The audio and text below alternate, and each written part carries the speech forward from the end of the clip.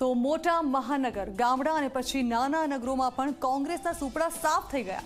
68 નગરપાલિકાની જે ચૂંટણી યોજાઈ, જેમાં એકલા ભાજપે જ 60થી વધુ નગરપાલિકા કબજે કરી લીધી, જ્યારે કોંગ્રેસને સમખાવા પૂરતી એક પાલિકા મળી। અત્યાર સુધી ડબલ એન્જિનની વાતો કરતા ભાજપના કાર્યકરો હવે ટ્રિપલ એન્જિનની પર વાતો કરશે। ત્યારે જુઓ નગરપાલિકાઓમાં ભાજપના પ્રચંડ વિજયનો આ ખાસ અહેવાલ।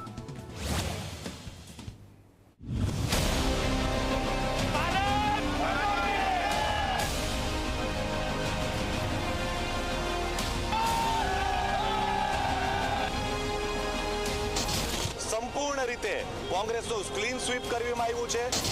કોંગ્રેસ મુક્ત બનાવી દીધો છે અહીંયા રાધનપુરને।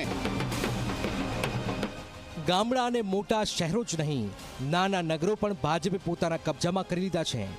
રાજ્યમાં 68 પાલિકાઓની ચૂંટણી યોજાઈ, જેમાંથી 1/3 પાલિકાઓ જીતીને ભાજપે જાણે સુનાવી લાવી દીધી।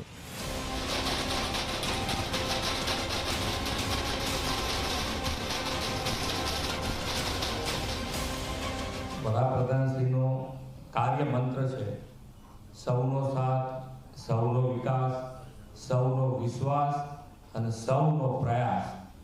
આ કાર્ય મંત્ર સાથે ભારતીય જનતા પાર્ટી એક થઈ હંમેશા ભારતીય જનતા પાર્ટી સંગઠન અને ચૂંટાયેલી પાર્ટી એક સાથે કામ કરતી હોય છે અને એના પરિણામે આજે ગુજરાતમાં ખૂબ સારી સફળતા સાથે વિજય મેળવ્યો છે। અને આ વિશ્વાસ જાળવી રાખવા માટે ગુજરાત સરકાર, હું અને મારી ટીમ ખૂબ સારી રીતે હજુ વધુ ને વધુ નિષ્ઠાથી ને વધુ મજબૂતાઈથી કામ કરતા રહીશું। ધન્યવાદ। મુખ્યમંત્રી ભૂપેન્દ્ર પટેલ અને ભાજપ અધ્યક્ષ CR પાટીલે ડબલ એન્જિન સરકારમાં એક લોકલ એન્જિન જોડીને ફરી એકવાર વિકાસની ગાડીમાં ટ્રિપલ એન્જિન લગાવી દીધું છે। કલ્પના બહારની આ જીતથી ભાજપના કાર્યકરોનો ઉત્સાહ સમાતો નહોતો, જ્યારે કોંગ્રેસના પંડાલમાં ઘોર નિરાશા વ્યાપેલી જોવા મળી।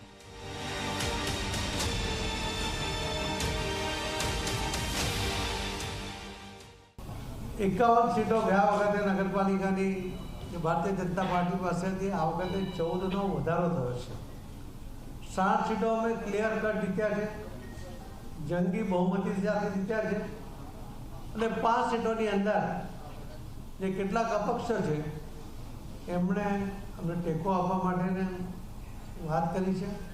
એના આધારે અમે કુલ 65 નગરપાલિકા એ સંપૂર્ણપણે ભારતીય જનતા પાર્ટીના માધ્યમથી અમે લોકોની સેવા કરવા માટે એક તક એ ભાજપના કાર્યકર્તાઓને મળી રહી છે।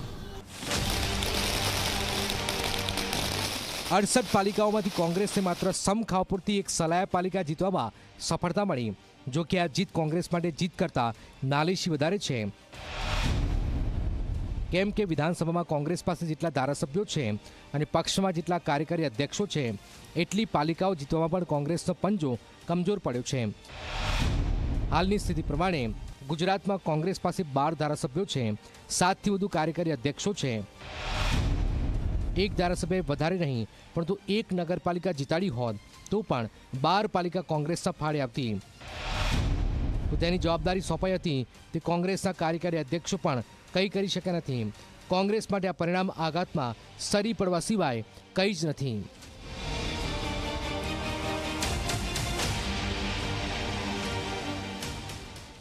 આજના પરિપ્રેક્ષ્યમાં કે જ્યારે માત્ર 12 ધારાસભ્યો કોંગ્રેસ પક્ષના છે, અને આ પરિપ્રેક્ષ્યમાં જો જોઈએ તો અમારા માટે આ ચૂંટણીના પરિણામો નિરાશ થવા જેવા નથી। આજના જે પરિણામો છે એમાં 2018 સાથે નગરપાલિકાઓમાં સરખામણી કરીએ તો અનેક નગરપાલિકાઓમાં અમારી સીટો ઘણી વધી છે। તો દિલ્હીમાં કુદાકુદ કરતી આમ આદમી પાર્ટીનો પણ ગુજરાતમાં ફરી એકવાર રકાસ થયો। 68 પાલિકાઓમાંથી એક પણ પાલિકામાં આમ આદમી પાર્ટીને શાસન કરવાનો જનતાએ મોકો આપ્યો નથી।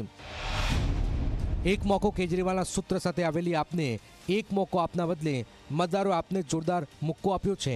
દિલ્હીમાં ઉછળકૂદ કરતી આમ આદમી પાર્ટી દિલ્હીમાં પણ હારી ગઈ છે અને પાર્ટીના અસ્તિત્વ પર સંકટ આવી ગયું છે.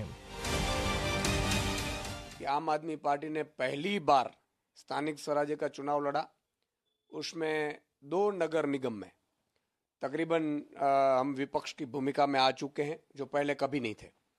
और सलाया नगर पालिका में तो टाई पड़ी है और अभी मतलब 1 सीट पे आगे है कांग्रेस.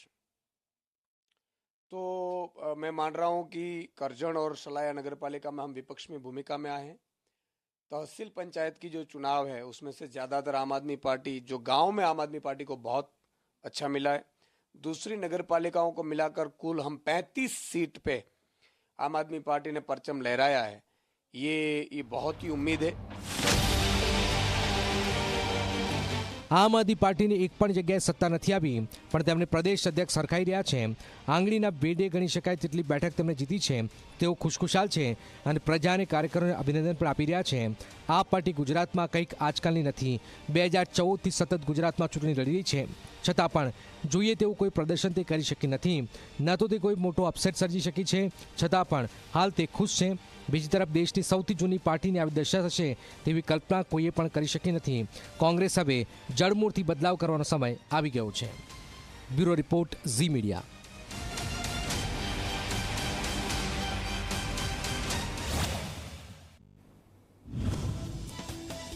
તો સ્થાનિક સ્વરાજની ચૂંટણી